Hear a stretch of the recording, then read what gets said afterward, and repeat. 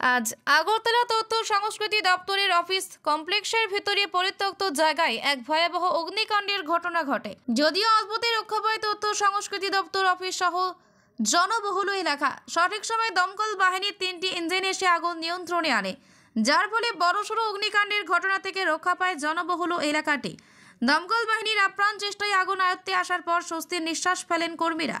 কিভাবে আগুন লেগেছে তা এখনও জানা না গেলেও প্রাথমিকভাবে আগুন লাগার কারণ হিসাবে ইলেকট্রিক শর্ট সার্কিটকে দায়ী করা হচ্ছে। আগুনে ক্ষয়ক্ষতির পরিমাণ এখনও জানা যায়নি। ওয়াটার বোর্ড আর কি, হ্যাঁ, এগুলো পুরানো ফেলে রেখেছিল, তো সম্ভবত একটা শর্ট সার্কিট এখানে হয়েছে। তো আমরা তো 4:10 সময় খবর পেয়ে নিয়েছি, সাথে সাথে আমরা এক্সটিংগুইশ করে দিয়েছি। ক্ষয়ক্ষতি কিছু হয়েছে?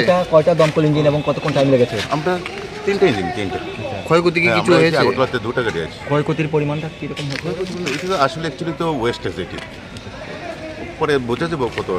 জিনিসটি কি ছিল এখানে? এটা ওই বোর্ড কি বোর্ড বোর্ডের